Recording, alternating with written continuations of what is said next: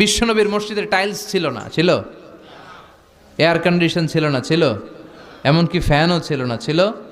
বুখারীর বর্ণনা, কানা সাকফুল মসজিদি জারিদুন নাখল, বিশ্বনবীর মসজিদের ছাদ ছিল খেজুর পাতার ছাউনির ছাদ, আর জমিনটা ছিল বালুর জমিন, ফ্লোর বালুর। মসজিদে নববী, যেই মসজিদে নববীতে 1 রাকাত নামাজ পড়লে 500 রাকাতের সওয়াব। একবার যদি আপনি পড়েন,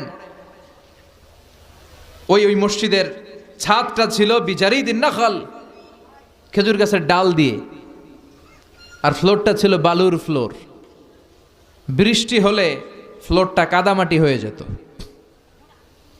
সাহাবী বললেন, ইয়াসজুদু আলাল মাই ওয়াত তিন, রাআইতু রাসূলুল্লাহ সাল্লাল্লাহু আলাইহি ওয়াসাল্লাম ইয়াসজুদু ফিল মাই ওয়াত তিন।